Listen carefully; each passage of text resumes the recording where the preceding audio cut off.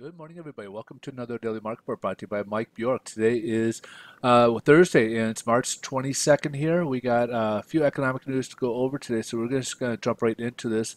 Pardon me there. We'll start off with the weekly jobless claims, which we get every Thursday. So we're pretty in the same range, about 225. It did had a slight uptick to 229,000 for people applying for unemployment last week.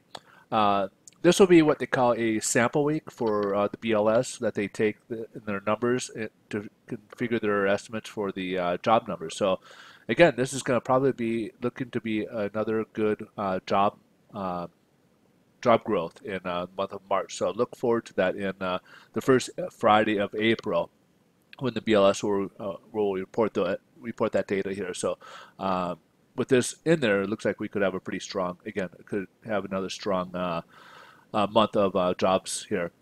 Also, we got the market PMIs here. So we'll start off with the manufacturing PMI flash for the month of March. So in February, we had a 55.3 and it ended up with 55.7 in March. So obviously, uptick about 0.4 in there. Now, in these two indexes, anything above 50 is considered optimism or expansion in there, and which is obviously a good sign. And then once you start going below 50, that's when you see contraction or a little pessimism coming in to the market. So manufacturing obviously improved a little bit in the month of March. However, we got the services industry, which makes up the bulk of what we have for jobs here in the U.S., and it's called the Market Services PMI Flash. So February we had a 55.9, and it dipped down to 54.1. So a little bit of a chunk right there. So I have to kind of see how this is going to play out, going forward. If this is going to, where we're going to go with this. Also, leading indicators had another good month. So we had about 5 months in a row with leading indicators going up, which has been fantastic here. So in January, we went up 0.8%, and in February, we went up 0.6%. So very good rate there as to what we're seeing, kind of helping us expand looking into the future for where the economy is growing. So we'll touch on that here in a second here. So right now the stock market's down. It's really dropping a lot today. It's down. The Dow's down over 400. Nasdaq's down over 100 so far this morning. A lot of it has to do with the concern about trade with China here.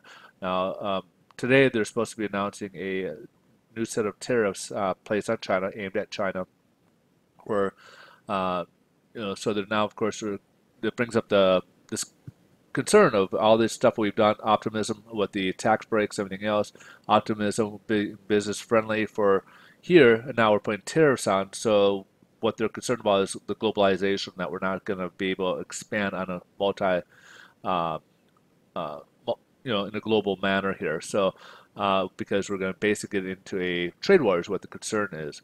Now, again, this could be a temporary thing. It could be used as some believe that Trump is putting these out there to start negotiations on new, maybe not tariffs, but trade with these different countries, with our partners, and it'll remain to be seen how it's treated. Or, it could be good for the U.S. or bad. We don't know. So time will tell. Uh, Also, as a result of that, the dollar has gone down weaker as a result of it because they wanted yeah, so that when we're getting these import prices coming in, so when these items do come in, these are even going to be more expensive to us on top of the tariffs. And that had to do with the FOMC here yesterday with the dollar getting weaker. So the FOMC's decisions yesterday, if you didn't hear, they did raise it a quarter point.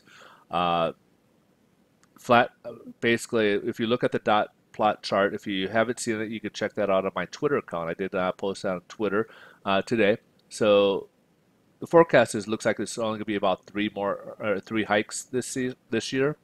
And on there, kind of show you on there, but for the most part, most people believe it will be only about three hikes this year. But they did raise the optimism for 2019, and that's why the market, after announcement, the stock was doing pretty good, and then when the dot plot came up, then it went reverse, and the stock market went negative yesterday, and that helped out our mortgage-backed securities, which we'll take a look at here in a minute. But there's an additional one for the month in 2019. So instead of having two rate hikes possible in 19, now they're forecasting possible three rate hikes in 2019.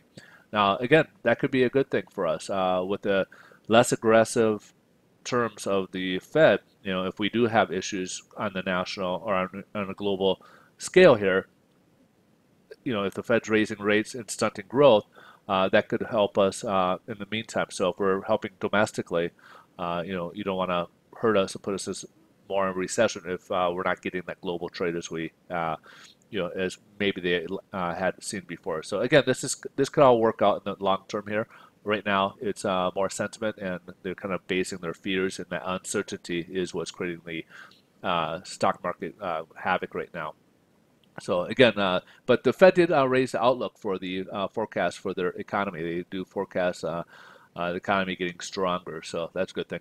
And of course, Facebook is bringing on the high tech again. They're still declining a bit, and it seems to be there's a bit of a trend on Twitter about deleting your Facebook. So a former employee or the guy who used to start open WhatsApp after purchasing it, after Facebook purchased it, he left last year, and he basically said it's time to delete your Facebook. So that's been kind of a bit of a trend, and you're starting to see more people jumping off of Facebook. So we'll have to kind of see if if it rebounds or not. But it's kind of interesting. See how this plays out. Moving forward here with the mortgage-backed securities. Here we go. We're taking off really well. Since I took these screenshots here, they've actually are improving more and more. Now today we're breaking above here pretty convincingly above the 25-day moving average. So if we could stay above this at close, our next ceiling of resistance will be the 50-day moving average here, and we got a lot of growth here that could help with improvement in rates here. So that's a good sign. Rates are better today here. And on the other flip side of things, we got the yields here. Yields are crashing way down below the 25-day moving average and also approaching its 50-day moving average. We're down to about 2.8. 2, I believe it is. So we went all the way up from almost 2 point, touching here about 2.93 within 1 day, down to about right now about 2.82. This is actually even lower. Again, this is also lower than what for when I did the screenshot. These are both dropping quite a bit. So just kind of like the stock market, that money is funneling into what they call a safe haven of mortgage-backed securities or bonds. That's kind of their flight to safety, and so that money is going from one area to the other as they compete for investment dollars. So that pretty much wraps things up. Interest rates are a little better today. And again, if you guys want to get more data, just come over to Twitter. I do post throughout the day here. It's been a pretty interesting day with the markets and all. So stop over to Twitter. You can follow me at Mike Bjork. I look forward to seeing you guys there as well. Thanks for watching. I look forward to see you guys tomorrow. Bye-bye.